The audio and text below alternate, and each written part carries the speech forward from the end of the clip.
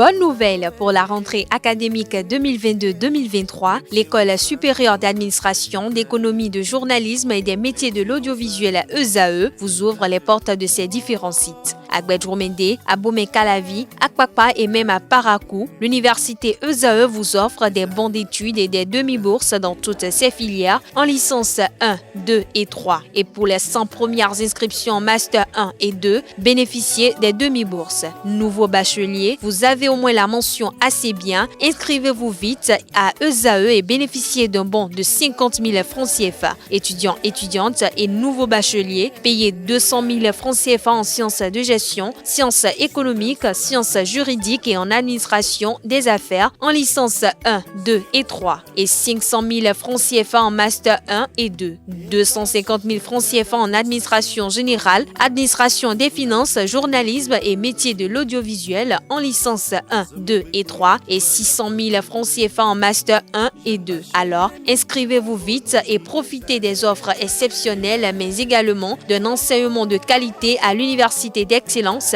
ESAE. Infoline 90 93 65 21 ou le 98 98 14 00.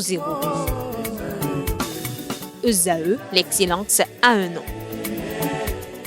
À toutes et à tous, bonjour. Bienvenue dans la définition du jour. Le sigle VTT signifie vélo tout-terrain. Le VTT est également appelé vélo de montagne par traduction de l'anglais mountain bike.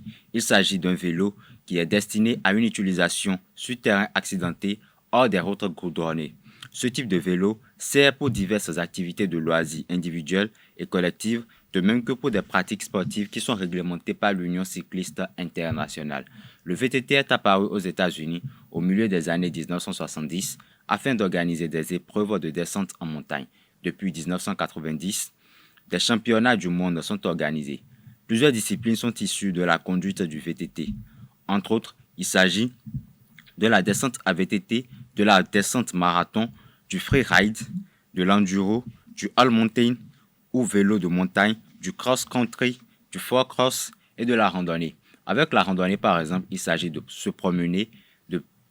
plutôt de se promener de façon plus ou moins sportive sur des chemins variés. Voilà qui met un thème à la définition de ce matin. Je vous donne rendez-vous la semaine prochaine.